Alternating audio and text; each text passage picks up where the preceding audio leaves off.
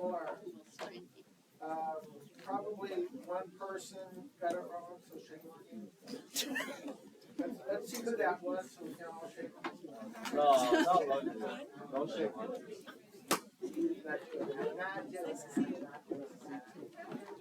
We all make errors.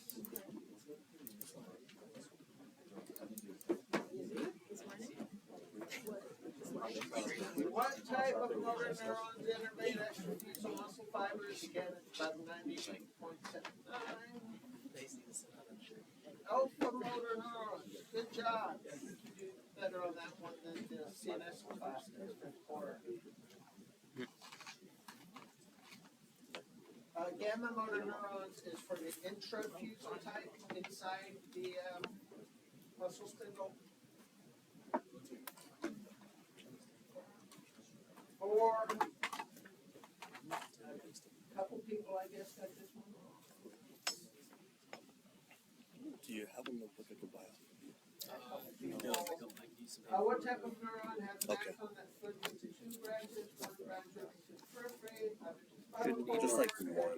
Pseudo unipolar. Thank you. Okay, true unipolar only has one branch that doesn't split into 2.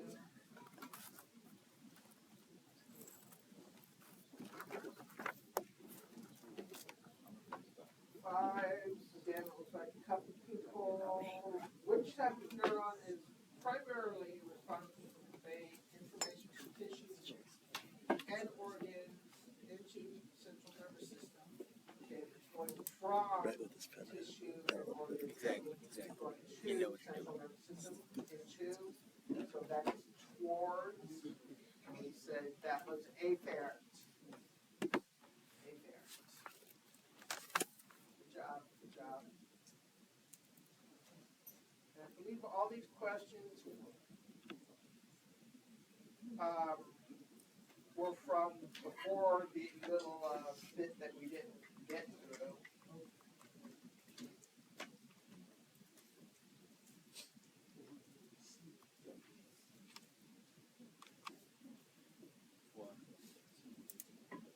You remember how many of these we got through? Did we do this one? You did? No. Yes, no, yes, no. Okay, I know we had cut off before we finished, so.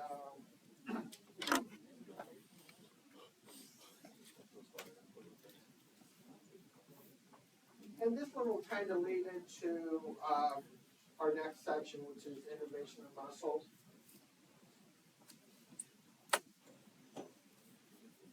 Okay. Propagation of action potential. First, you've got to get it to start. So one neuron transmits information to another neuron muscle gland by releasing chemicals called transmitters. And even if it's going to muscle or glands, we do tend to still call them transmitters.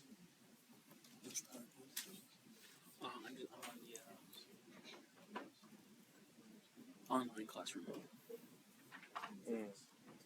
The site of this chemical interplay is known as the synapse. Again, when we get into muscle, you'll see the term synapse also being used there.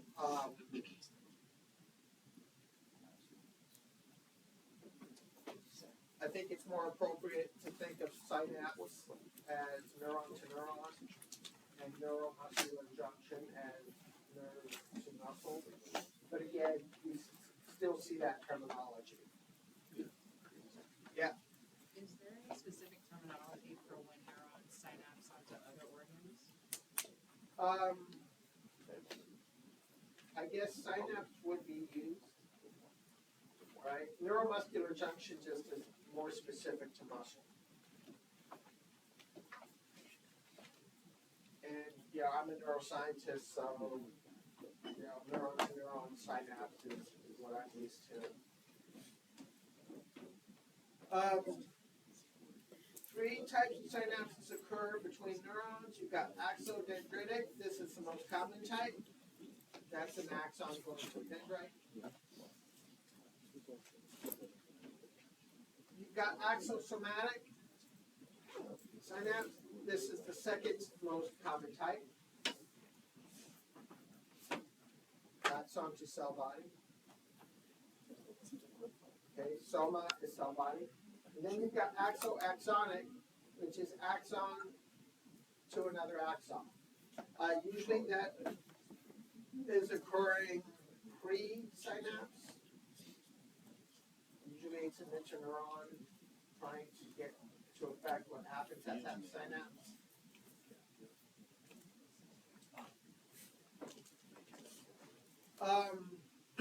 These are the three major types. There are other types.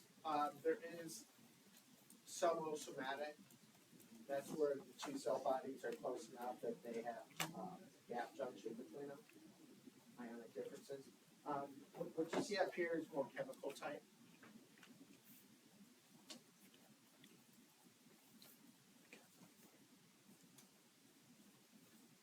Action potential reaches the axon terminal of the presynaptic cell, causes voltage, being voltage gated, calcium channels to open. Okay, so we have calcium channels opening, that's creating net positive, so our membrane potential is going up. Binds to regulatory proteins, initiates that is neurotransmitter exocytosis, so it's releasing the transmitter into this cleft. And the transmitters are able to diffuse across the synaptic cleft. This is postsynaptic cell. These transmitters then find the receptor on a ligand-gated channel. Opens up those channels.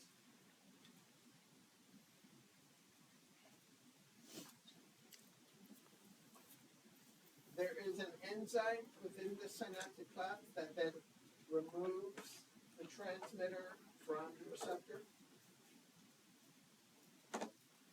And depending on the transmitter, you get different enzymes.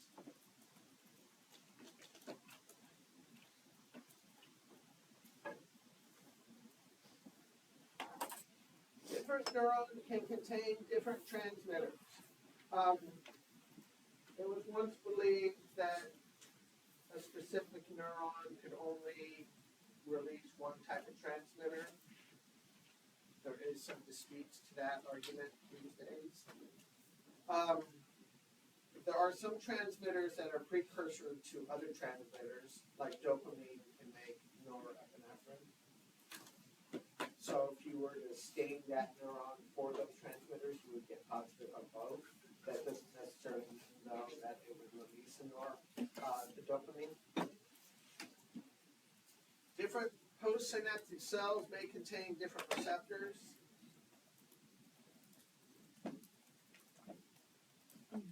Therefore, the transmitter can vary. Sort of a classic example is acetylcholine as your transmitter. There are at least two types of receptors. I mean, two that I've already mentioned. There's going to be more. One is nicotinic. One is muscarinic.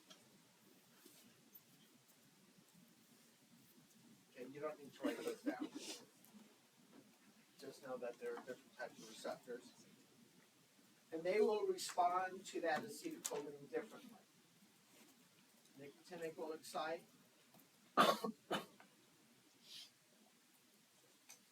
Muscarinic will inhibit. Same transmitter, but the way the receptor reacts to it is different. Okay, so that means some transmitters cause cation channels to open. This is positive cation, which will result in a graded depolarization. Depolarization means less negative. Less negative. Some transmitters cause anion channels to open. Okay, anion negative.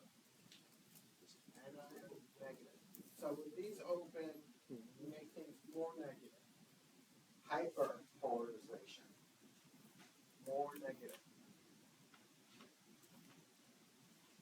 Graded depolarization will bring the neuronal, this shorthand here means membrane voltage. Membrane voltage. Okay, graded depolarization brings the membrane voltage closer to threshold. And therefore, it's referred to as an excitatory postsynaptic potential. Excitatory postsynaptic potential. If you take a look at the picture, okay, resting potential was -70. Right. You get this little blip here. This is your excitatory postsynaptic potential. That means it doesn't take as much additional stimulation to get this up the threshold. Okay, a lot of times it's the interneurons that are bringing this little bump. Back it up. The opposite, hyperpolarization, will bring that membrane voltage downward, so away from threshold. So it takes more stimulation to get the postsynaptic neuron to function, right? So on this one, you see the little sagging at the bottom, right there. So when you're down here, it takes more voltage to get it up, right? So that would be an inhibitory effect, inhibition.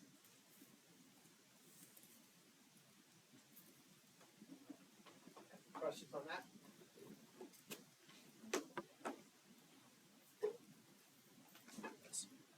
That actually is kind of a nice finish to last week's stuff, getting into this week's stuff. Yeah. Sorry? Resting potential is -70.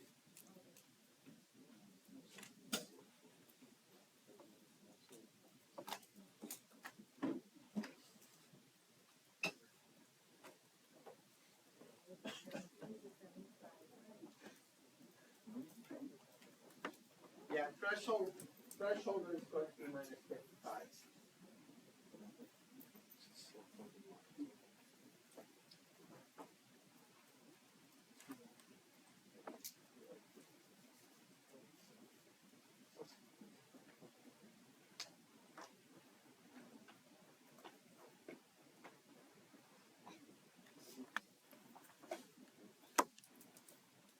Okay. Neuromuscular junction or neuromuscular synapse. This is nerve to muscle. And what we'll be talking about today is skeletal muscle.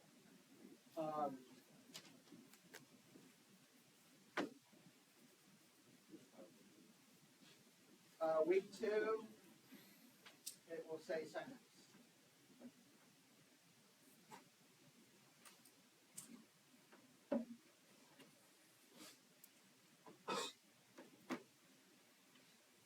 Okay. How many types of muscle cells are there?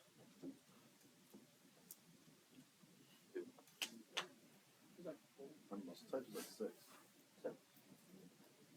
8, 20, 3, 4. It's 3. 3. Musculoskeletal, cardiac muscle, and smooth muscle, right? Yeah, there's 3. That's cool. There's 3. Right? Skeletal. That's one that attaches to the bone. Right? Smooth muscle is the type of muscle that's in your viscera, like your stomach. Then cardiac. Heart has its own special type of muscle. Okay? What we're talking about here is going to be skeletal.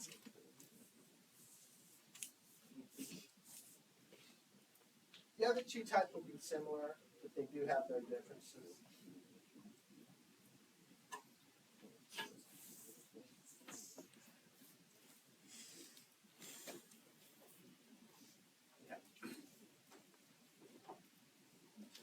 Neurons can transmit information to another neuron, to muscles, to glands by releasing transmitters. This site of chemical interplay is known as a synapse. And again, with the muscle, I think it's more specific if you go neuromuscular junction, then you know you're talking about a muscle. The axon terminal, called synaptic knob, synaptic button, synaptic button, will abut another cell. There's actually a gap, so they're not membrane to membrane. There is a little gap there. Okay, this is the site of transduction. Right? At this knob, we are changing an electrical stimulus into chemical. Okay, we're releasing transmitter to get to the other side.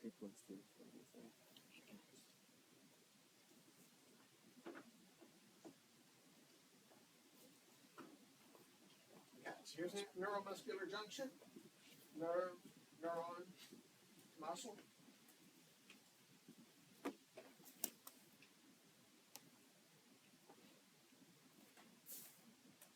The neurons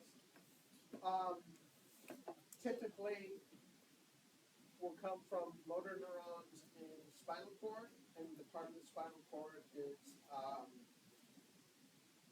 ventral horn, or they will come from cranial nerve nuclei in the brainstem. Cranial nerve nuclei in the brainstem. Okay, spinal cord or brainstem. Okay, these are going to be lower motor neurons. Lower motor neurons.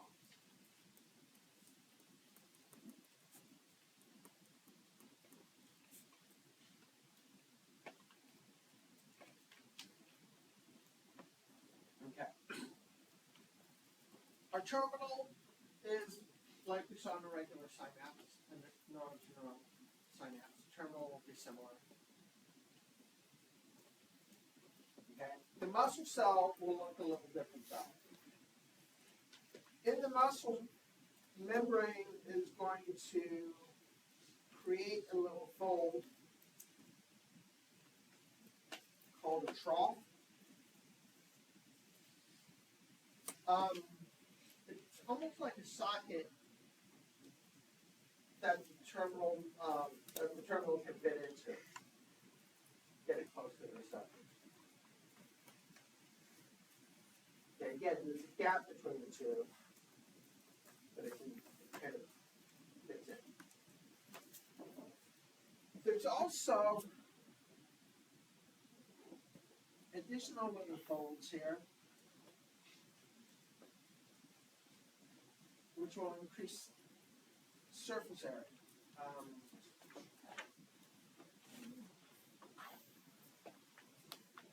Okay.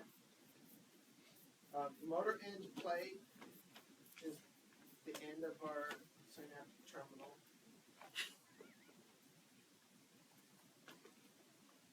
Synaptic trough right there. That's our socket. Presynaptic terminal right there. Postsynaptic terminal. Terminal, maybe that's the best word because it's actually starting. But that's fine. Synaptic cleft are these little folds. I'm sorry, no, they're not. It's this gap right here in the trough. Subneural cleft are these little folds, which increases surface area. You cram in more receptors.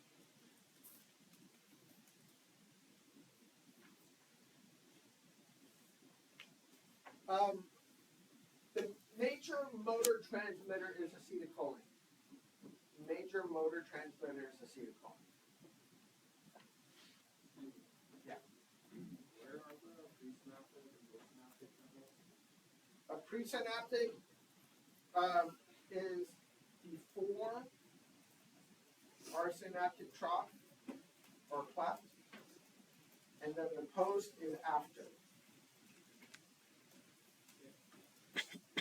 And so you're saying the synaptic space is within the synaptic trough? Yeah. Yeah. The cleft is this gap here. The trough is actually the membrane on our postsynaptic cell.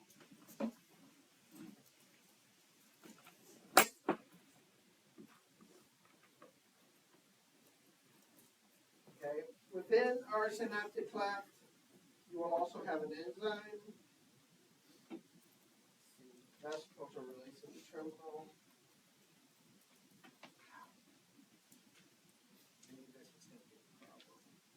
At the very bottom, it says like acetylcholinesterase.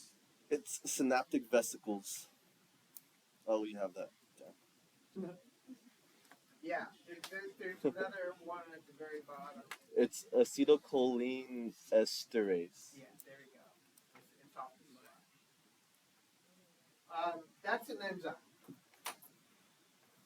That's an enzyme that will affect what happens. Actually, it's an enzyme that will, once the transmitter goes to the receptor, the enzyme is going to break it apart. Okay, anytime you see esterase, that's an enzyme.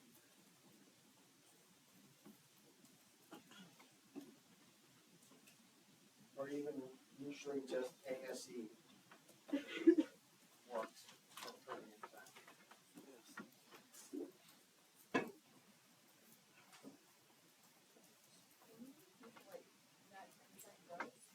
It breaks apart the acetylcholine so that it doesn't work on the receptor anymore.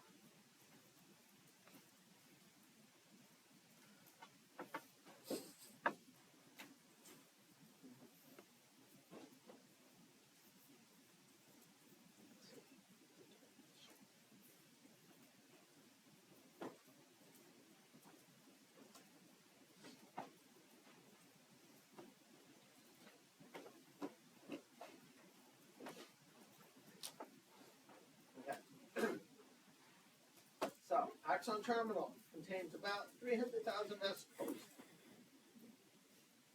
So it's the same thing here. And when we're talking about muscle, again, acetylcholine is a big transmitter. Synaptic cleft is a little gap between pre and postsynaptic membranes. Okay, really, really small, 20 to 30 nanometers.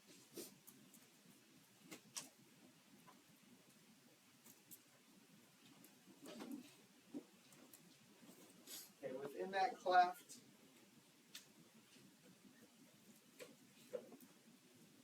is our enzymes, cholinesterase. I don't know, destroy is a great word, but it breaks it apart. The technical term is denature.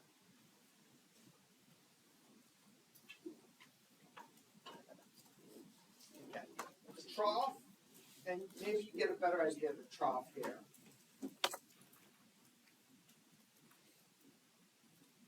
The presynaptic terminal like plugs into the trough. Then you have these little clefts, subneural clefts, that increase the surface area of the membrane. The trough or gutter, muscle cell membrane in contact with the nerve terminal. Not in contact, there's a space there called the cleft that's close. Okay? Okay, the subneural clefts increase the surface area, allowing for receptors.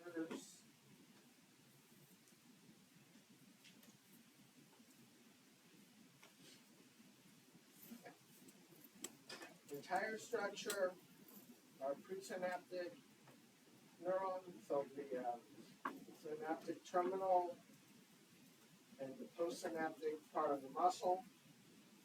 All of that together is called the motor end plate. If I back this up a few, I think you can get an idea of why they call it an end plate. It kind of flattens out like a plate.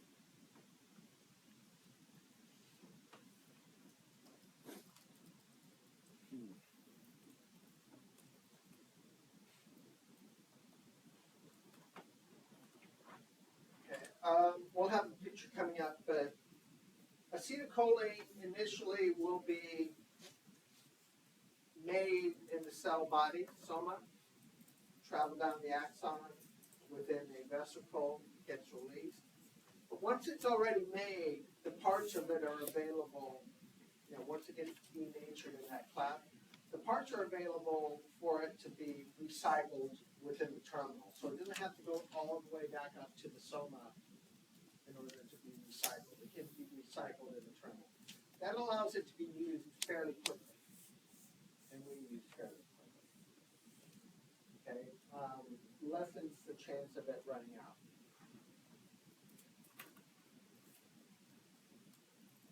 Rapidly absorbed into synaptic vesicles, stored there. Vesicles are made by the Golgi apparatus in the soma and carried by exoplasmatic transports. We call that anterograde transport, ANTERO grade transport,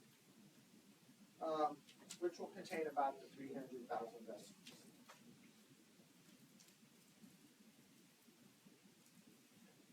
So, made locally, synthesized locally in the cytoplasm, not initially, but it gets recycled there. From active acetate and choline. Actually, I'll get a better picture here. Right? So we have our acetate, we have our choline. They get sucked back into our terminal. They get put together by acetylcholine CoA. Made into acetylcholine and then packaged in the vesicle where they get released. Go back and make sure we get through all this.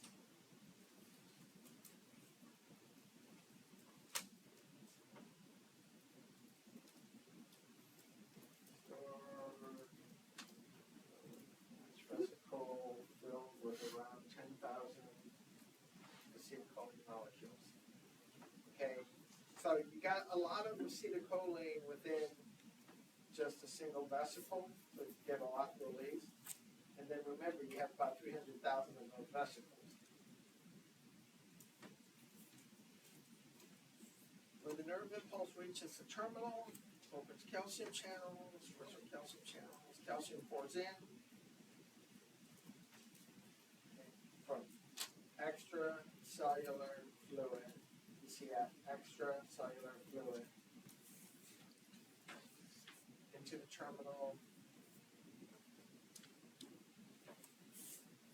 causes release of the transmitter from the vesicle, and that is called exocytosis. What's the opposite of exocytosis? Endocytosis. Endocytosis. Okay. One nerve impulse can release 125 acetylcholine vesicles. Quantity of acetylcholine released by one nerve impulse is more than enough to produce one end plate potential. Okay.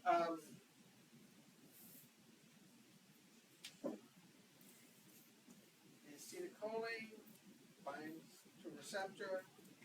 You have a channel. What kind of channel is this? What kind of gate?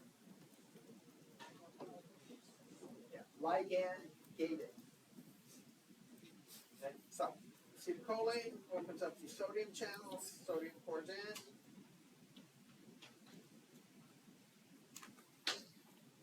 Fuses into the muscle.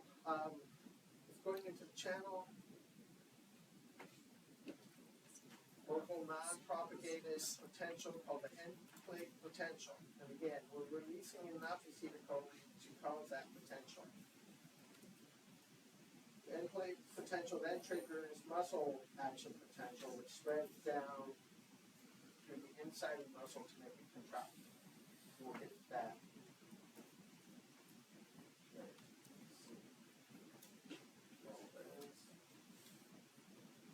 Hydrolyzed by the enzyme acetylcholinesterase into acetate choline.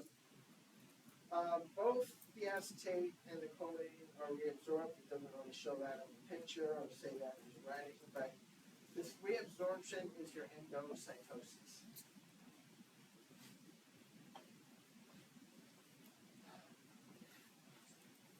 Whole process takes about 5 to 10 milliseconds.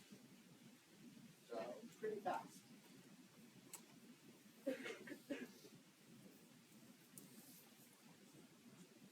All right, good? Questions on this?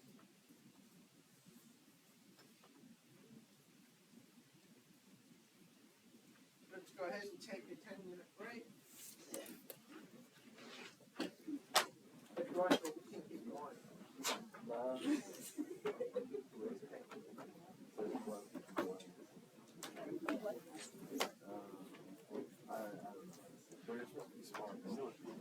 Yeah, I was the one that said free. I swear on life.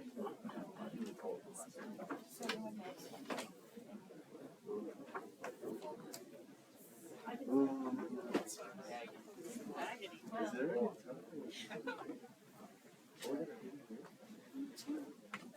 I'm ready.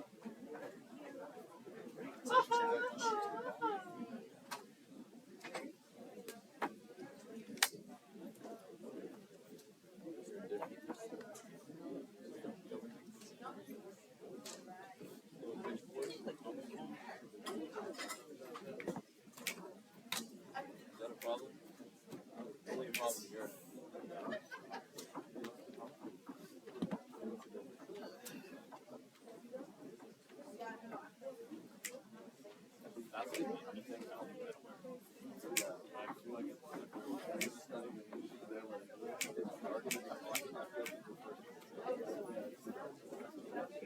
Yeah, I'm honestly down with it. Have you seen the last one? There's two. Oh, just for me?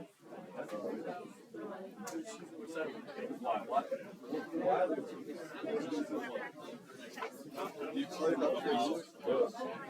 I know it's great. Call it Dr. Lewis.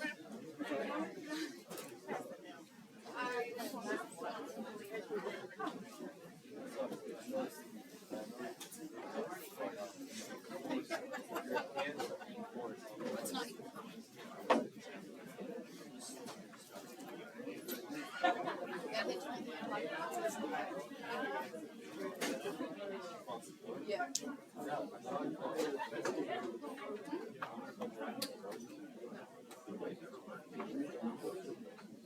Yo, I see something racist. No, actually, I might run it.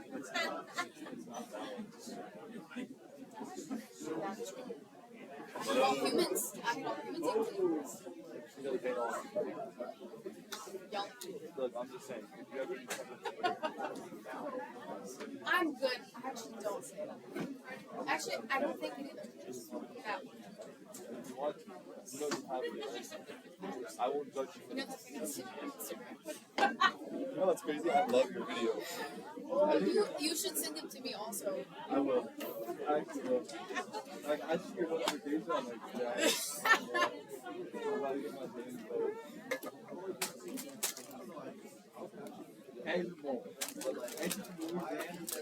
My dad. My daddy, my half sister, my half brother, my whole.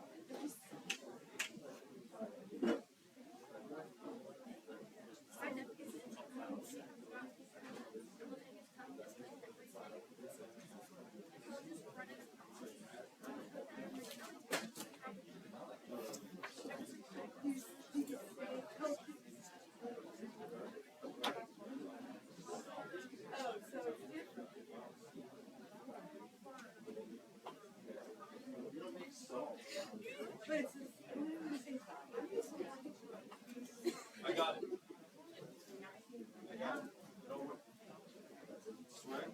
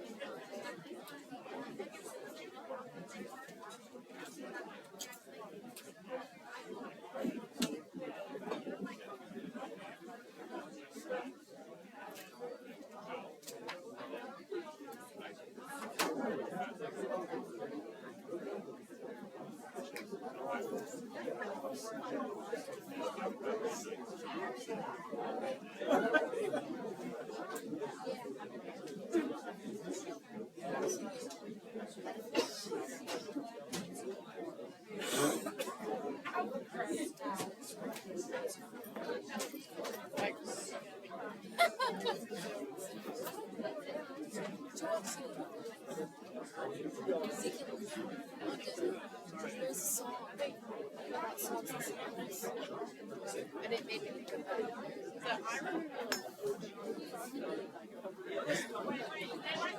Oh yes, yes. Oh, for sure, have those in the stripes. Hey!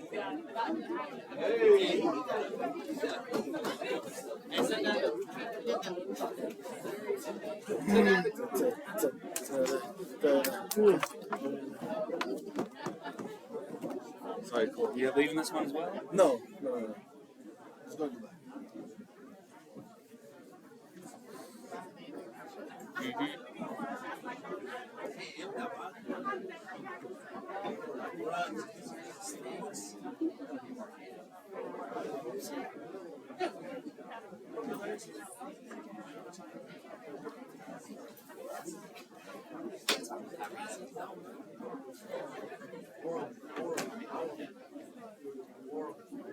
All right. Go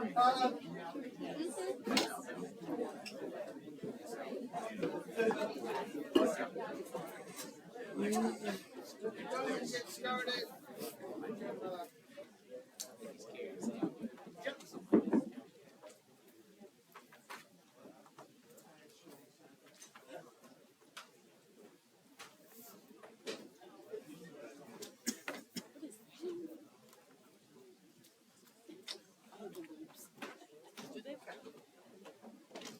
Muscle is excitable tissue, right? Now, it has to receive a potential in order to give the contractions to start. So when stimulated, it shows the electrical response, and that's what you see in red. Change the potential. Mechanical response is the actual contraction and then muscle relaxation.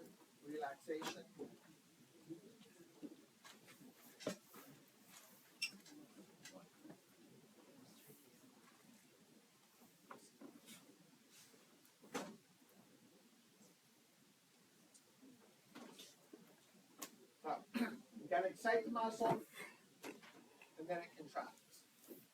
The linking of these events is done by calcium.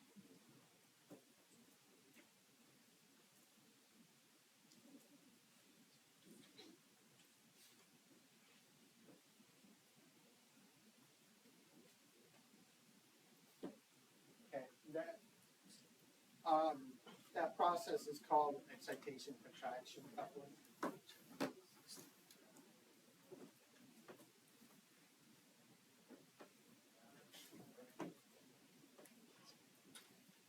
Now within the muscle cell, it has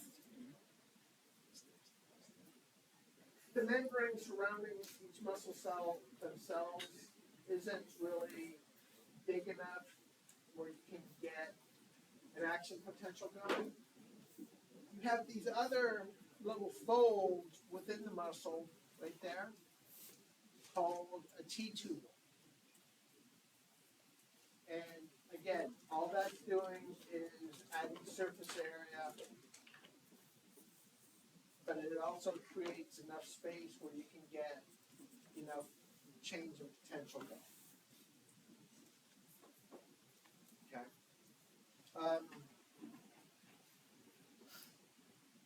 I found in anatomy, sciences, if you don't know the answer, it's almost always increase surface area. That's what you go, increase surface area. So that's what these T-tubules do. So, in electrical, I will say I didn't write these, so the typo's not mine. No responsibility, typo.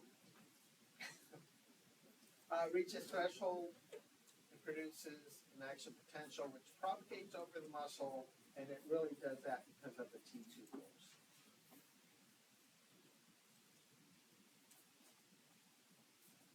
The T in T-tubule stand for transverse, because it cuts transversely across the muscle cell. Muscle cell is called a sarcomere.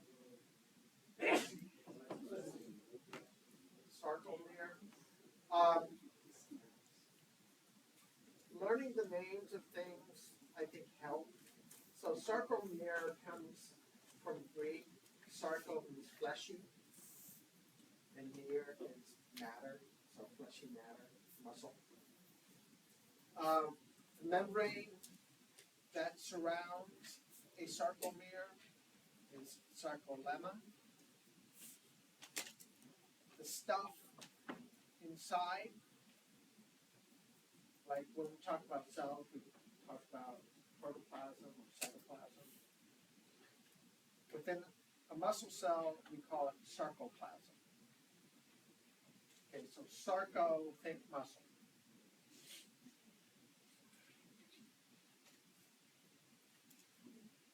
Okay. This table compares some of the excitation numbers between nerve and muscle. A resting potential with nerve, we said it was minus 70. With skeletal muscle, we said minus 90. I found the way the table did this a little bit confusing. Threshold 15. Well, what that means is you make it 15 millivolts less negative. So that would be minus 55. Minus 55. I don't know why they didn't just write minus 55. For skeletal, it's saying 30 to 40. So that's going to be minus 60 to minus 50. Minus 60 to minus 50. Okay, we've got the amplitude, duration, the speed, refractory period, excitability. Nerves are more excitable than skeletal muscles, but skeletal muscles are still excitable. Conduction depends with the nerve. Conduction in skeletal muscle is low. That's why we have T tubules to help us.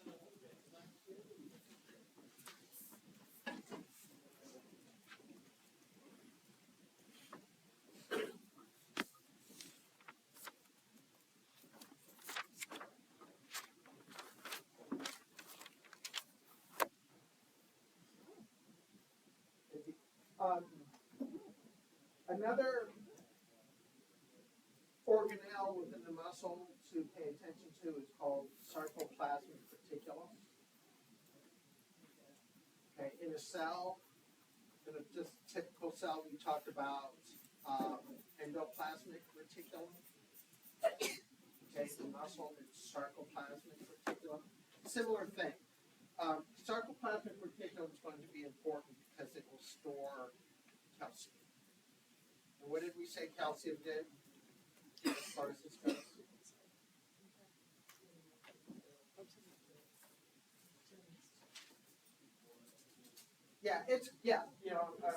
It's going to couple the excitation contraction couple. Okay.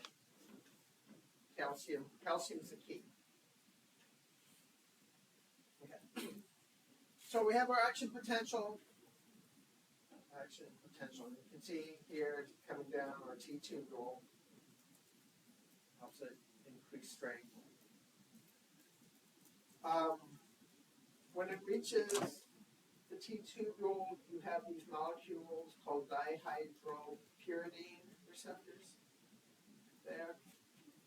That is connected to the sarcoplasmic reticulum, and it's going to open up the channel and allow calcium out.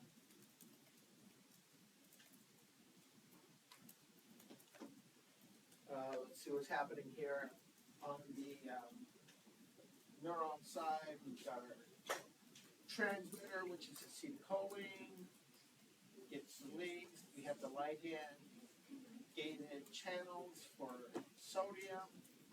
Lots of sodium in. Okay, sodium in. Starts off our potential.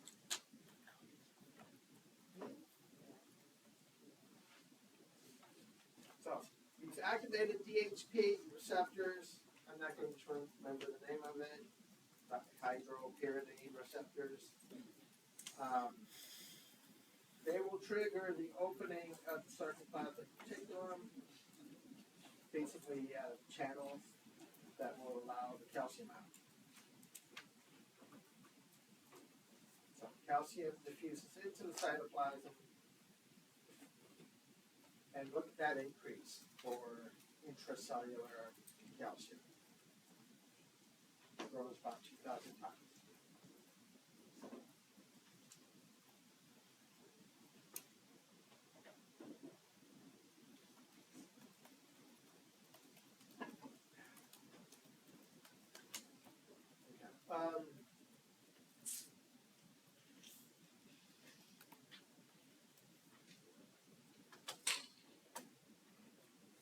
There are a couple of proteins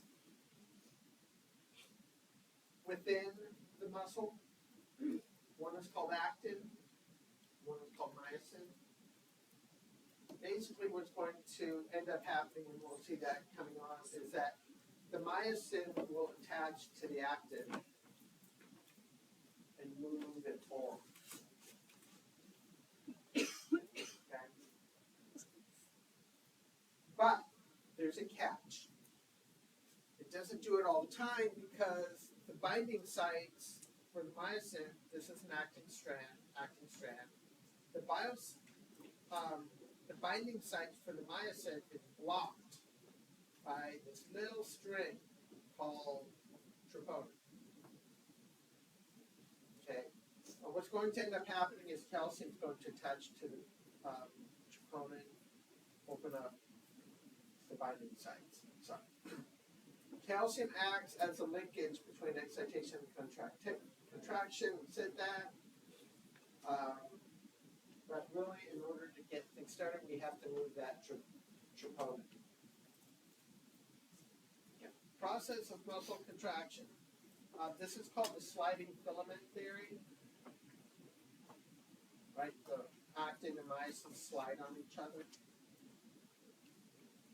And it was proposed by the Huxley and Huxley. Okay, different names for it: sliding filament theory, ratchet theory. That's because the heads of myosin act like little ratchets that move the actin. Walk along theory, modern theory of muscular contraction. I think what you'll usually see though is sliding filament.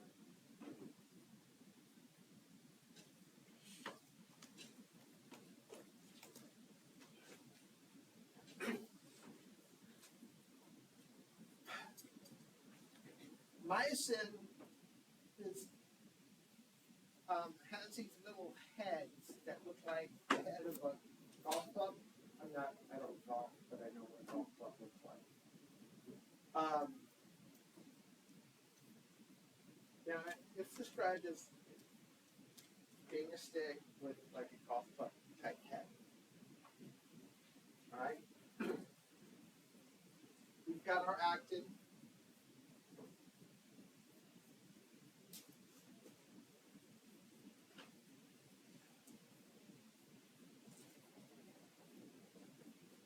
Calcium needs to move the tropomyosin away, or the troponin away.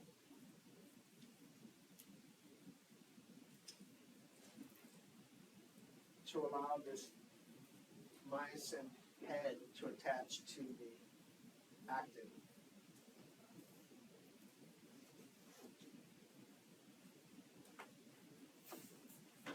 Okay, we've got some ADP attached.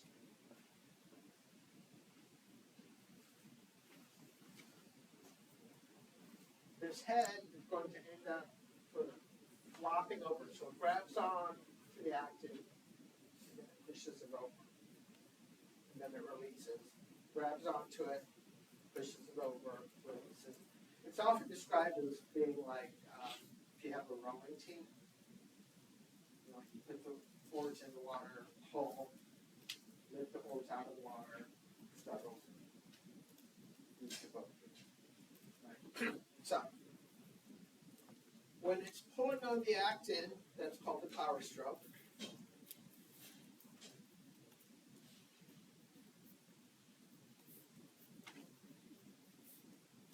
The ADP drops off and ATP takes its place. ATP is going to block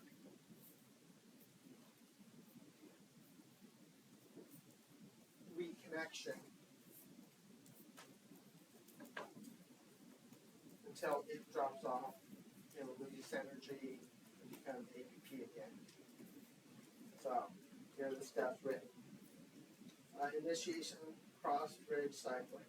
Formation of actin myosin complex, that's what you have here.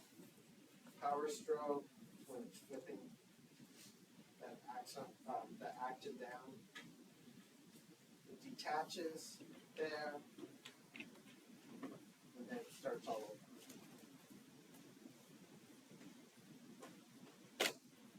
At rest, troponin bound to the actin. The important thing is that it's preventing the binding of those myosin heads. Okay. Covered by tropomyosin, which lies in the groove between the actin strands. Troponin T attached to the tropomyosin to form a tropomyosin complex. But again, the take-home message is we're blocking the binding site. So when the muscle is excited,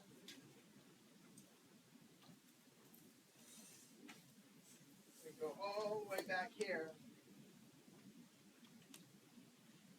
Muscle's excited. We You release calcium from the sarcoplasmic reticulum.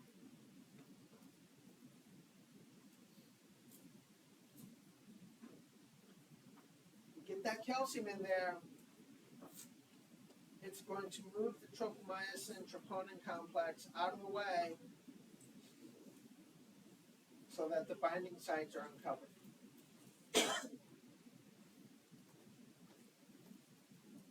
Okay, once binding sites are uncovered, our myosin can attach to the actin. Okay, this attachment needs ATP, but once they're attached, phosphate leaves and you have ADP.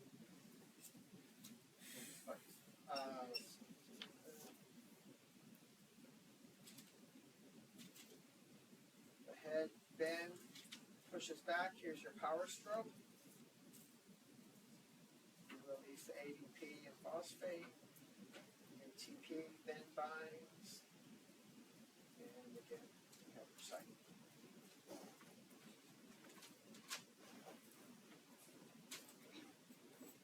Actin-myosin, ADP, this is inorganic phosphate. Right? Trigger is release of the phosphate and ADP, conformational changes in myosin. Myosin head flexes. This movement generates mechanical force. That is your power stroke. Again, pulling on that actin is a power stroke.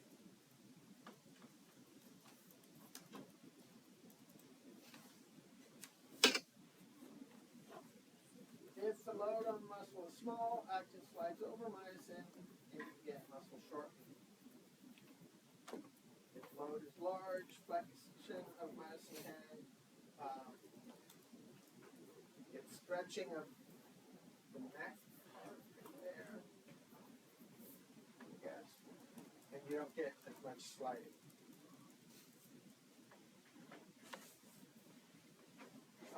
The detachment, though, is going to be release of ADP and phosphate to make new ATP.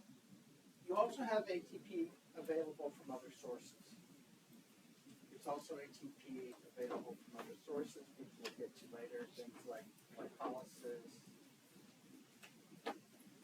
mitochondria.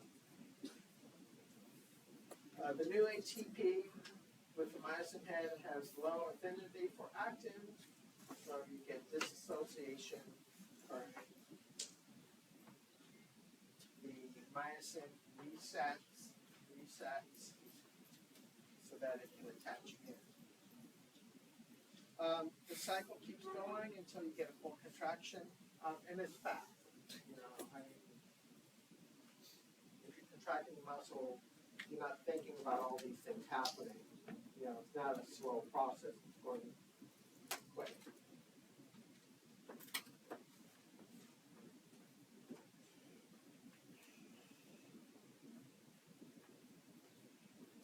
Okay.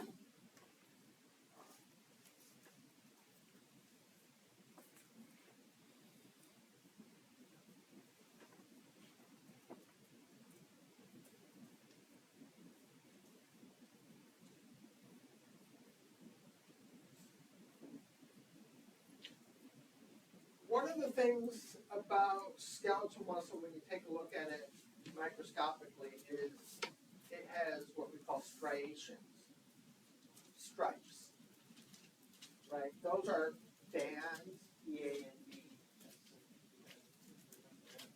and bands. So when you look at skeletal muscle through the microscope, it has lines, light, dark, light, dark, light, dark. Well, what creates those lines are the actin and myosin and how they look in relationship to each other. Okay? So, the myosin is thick, actin is thin.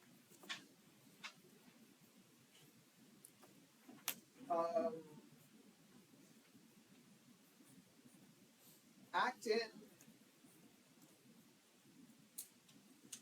is going to be attached to a structure called a Z disc. Here it is on the bottom, Z disc, that anchors the actin.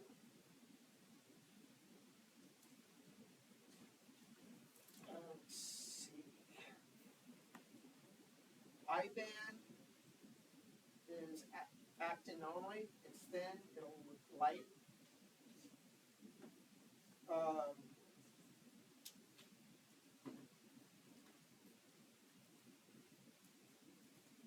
The A band is actin and myosin. It'll look dark. Where we have myosin only, that is your H zone.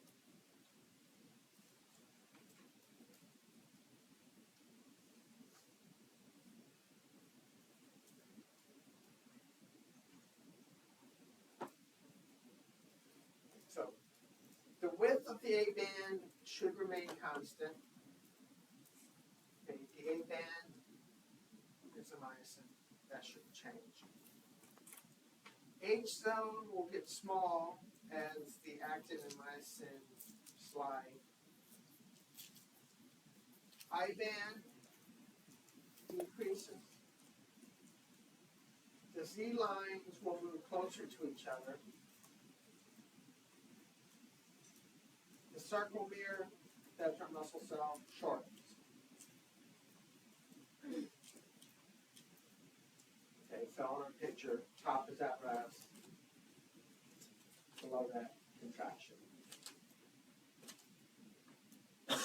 Take a look at the actin strand. Now compare their location to each other. On the bottom one, they overlap a little bit. You don't always get that overlap, but it can occur. Muscle relaxation. After a few milliseconds, calcium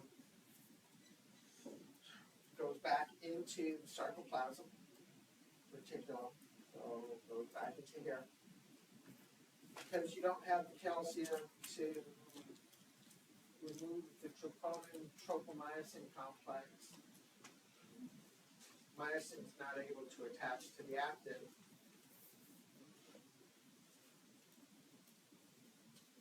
And so relaxation occurs. Okay, we also have some activity in the membrane where you have your sodium and potassium pump, taking out the sodium. And if you remember, sodium initially, the influx of sodium initially, that created enough current for the calcium to be released from the sarcoplasmic reticulum.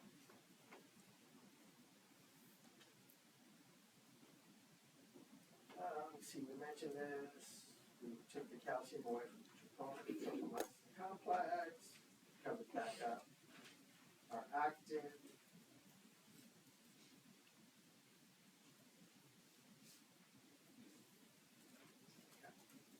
Now this slide, role of ATP in muscle contraction and relaxation.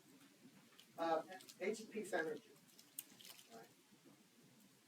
So, breaking it up into ADP, okay, the D is diphosphate, T is triphosphate, so you go from 3 phosphates to G.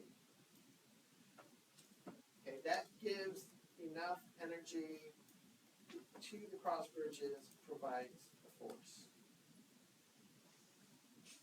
Okay. ATP binding to the myosin disassociates the cross bridges and begins the new cycle. Calcium and ATPase by hydrolysis cause hydrolysis of ATP, providing energy for calcium pump to transport calcium back, and the contraction and the muscle will relax.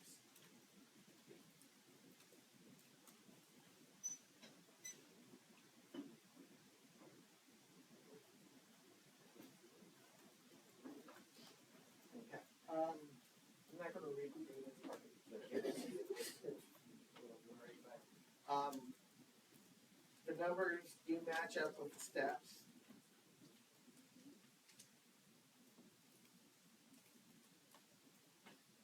So make sure you take a look at that. We had several slides which show basically the same thing. So keep that in mind. There's relatively few steps for this to occur. We had a lot of slides to show those few steps. Okay. Now on this slide, what we are looking at is really the difference between isotonic and isometric.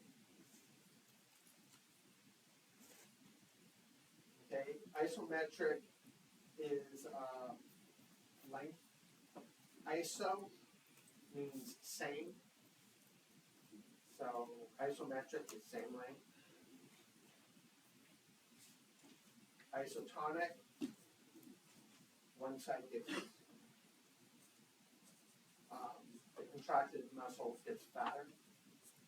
Okay, so for instance, if you're holding a weight and you move it up, you get the bulge, right? But if you're just holding the weight, maybe partial, that muscle is still bearing the load, but it's not changing size. Right? And that's what's shown in this picture. The top showing resting length. Take a look at the isometric. You see that length is the same.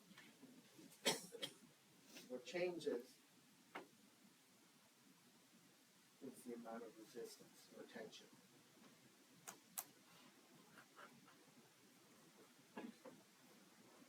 Now we get a little bit of that change with our isotonic, but we have a huge change in the length.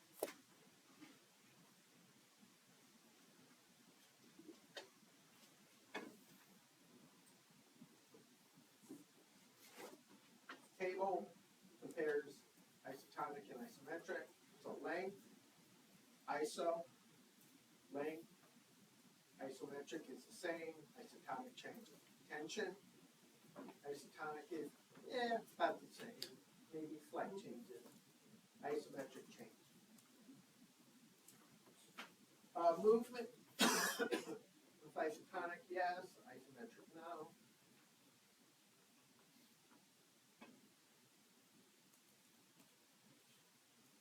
Your example is lifting weight, isotonic, walking, running, flexion of arm. Isometric, and there should be an A here, anti-gravity muscles, posture, for instance.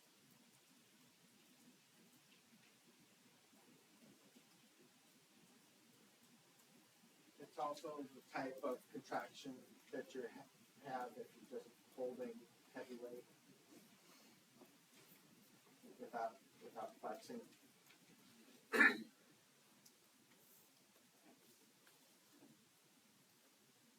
don't know if you've ever seen I think they were called toughening competition. One of their feats of strength were to carry full milk containers. So they would carry them straight out and run. But they're contracting, even though they're not lifting that container, just by holding that big heavy container, it's causing contraction. That's isometric.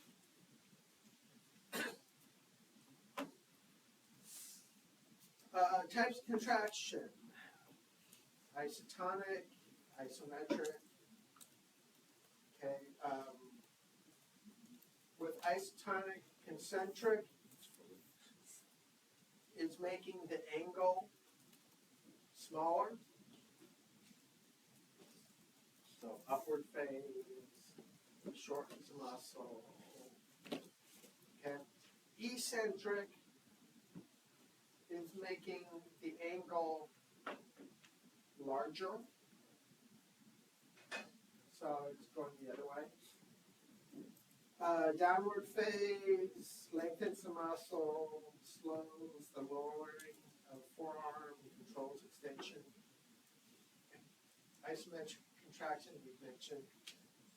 Holding the weight still, muscle stays the same length. stops flexion and extension of the elbow in this case. No movement.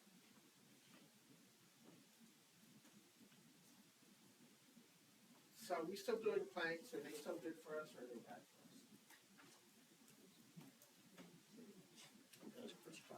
It depends on what year it is. They changed it a couple times. Yeah. Reverse planks are bad.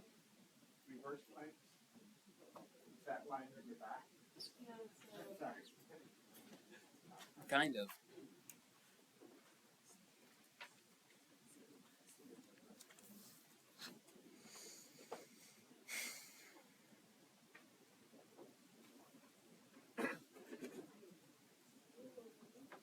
Okay, I'm going to click this muscle physiology one, and then I'm going to click fiber type.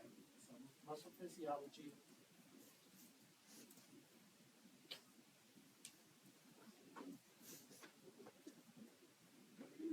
Fiber type. Now, have you looked at these? Tell the truth. Who looks at these before class? Couple people. Did you notice anything about those two?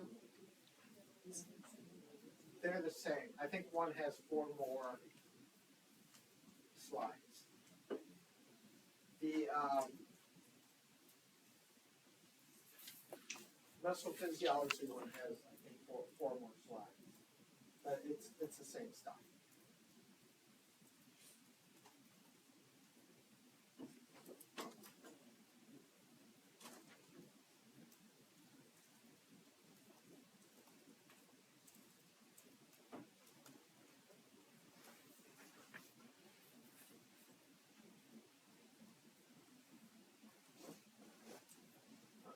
Okay.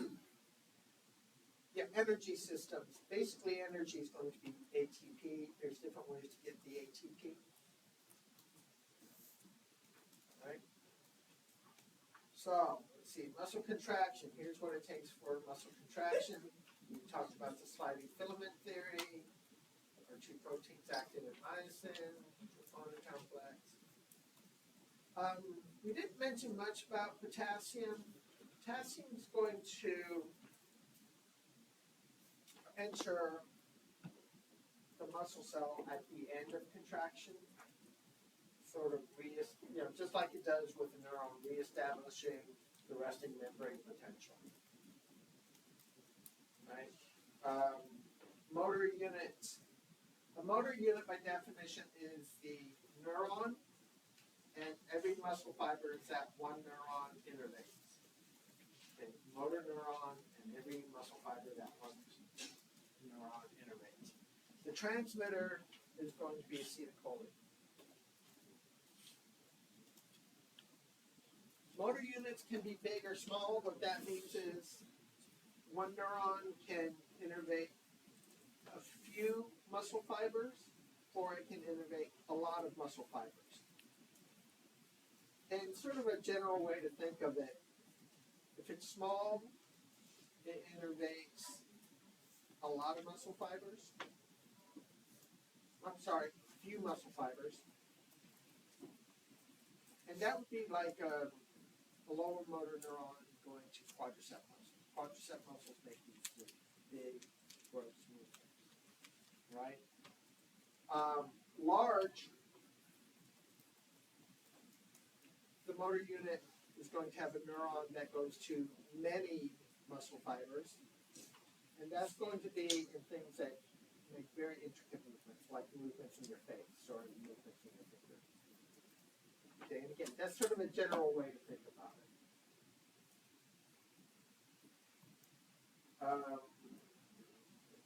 Not quite sure what was meant by boundaries. ATP is going to be our energy source. And we talked a little bit about muscle structure. Sarcolemma is, the lemma is the membrane, the outside membrane that surrounds the muscle cell.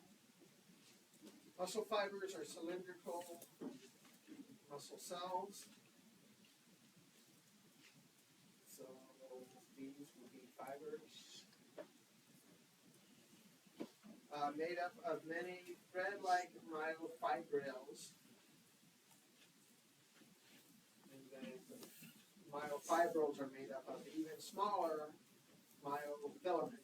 The myofilaments are going to be actin and myosin.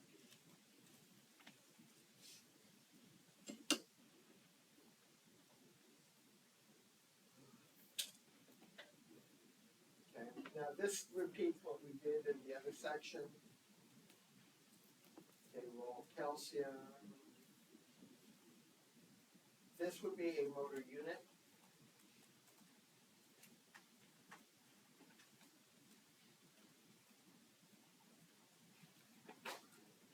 Muscle fiber types. Type 1, type 2A, type 2B, type 1, slow twitch, type 2B, fast twitch. 2A, it says fog. That's oxygen and glycogen. OG, fiber has oxygen, glycogen. This is middle, intermediate.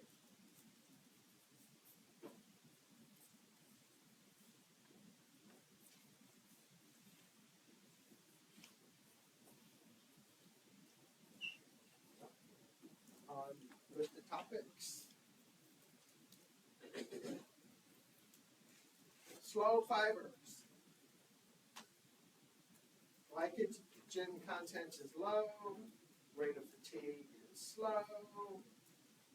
Not a lot of energy, so ATPase activity is low. Fiber diameter is small. Small fibers mean slow. I'm sorry, small, yeah, means slow. Motor size unit, or motor unit size is small, innervated by small neurons. Our fast twitch, 2 types. Fast oxidative, this is the one that's intermediate. It kind of has bits from both slow and the fast glycolytic ones. So fast oxidative, with some glycogen there, intermediate. Rate of fatigue, intermediate. ATP activity high, so we're getting energy. Fiber diameter, middle. Motor unit size, middle. Innervated by middle size neuron. Fast glycolytic, a lot of glycogen. You fatigue quickly. Energy use is high. Large fiber means it goes faster. Motor unit's large. Innervates by large neurons. Some systems. Phosphagen, no calories, short duration, glycolysis, ATP, right? You gain 2. You've got glycogen, glucose provides substrates for TCA is citric acid cycle. And another product is lactic acid. Here's your basic phosphagen system. Phosphagen. At rest. ADP, inorganic phosphate. They come together, form ATP. Presence of creatine. It's going to drop off one of the phosphates. ADP and creatine. During exercise, ADP, the creatine phosphate creates ATP.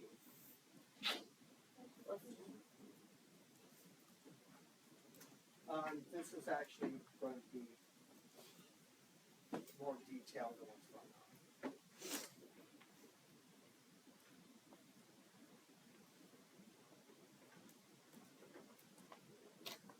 Have a general idea about this. glucose, ATP energy, and you grab one of the phosphates from ATP, add it to glucose, so glucose 6-phosphate, and then ATP. Right.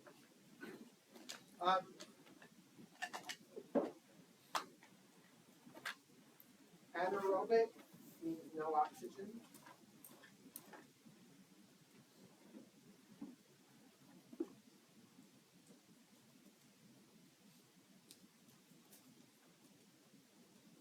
Bunch of magic happens. Going to end up with 2 pyruvates and 2 ATP. ATP energy, right? The 2 pyruvates will be used to create other energy sources. So, end result, you created 2 pyruvate, 2 ATP for each glucose. Or 3 ATP if you started with glycogen. And now glycogen wasn't in the top, but the ultimate step is at the bottom here.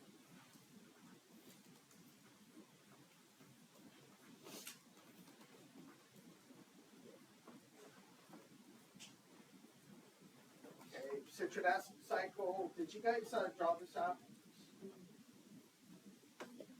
Draw it out in your sleep? Yes. Okay. I had to look up and see what this was. Anybody have any idea? That's the citric acid. What? It's the molecule citric acid. Yeah, it's a step in the citric acid cycle. Except it's missing one. But yeah, it's got one. Does not yield ATP, produces hydrogen ions, and it's the electron transport that creates heat. Good times. I'm home. So here's our citric acid cycle, and like I said, you guys can probably do this in your sleep now.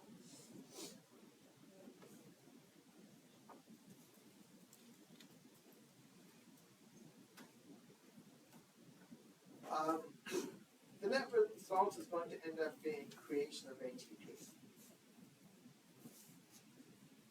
Here's your electron transport chain. If we back this up, so the cycle itself doesn't really yield the ATP. It's going to be this electron transport chain that yields the ATP.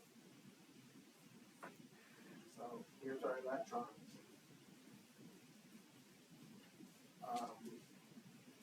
This is just a part of the chain creating ATP.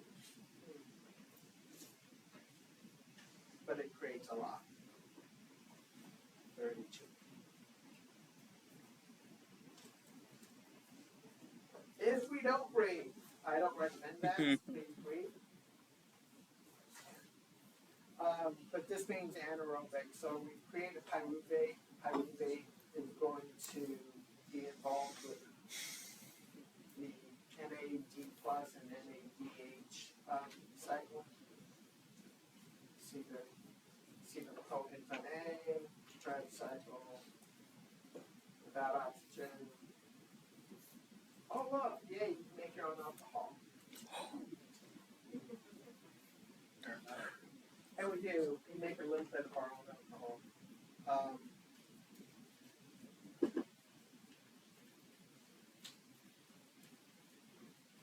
Lactate acid. This will help with fatigue.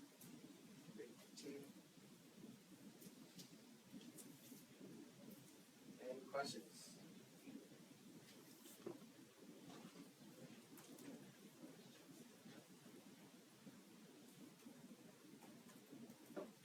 I am going to stop there. So, questions?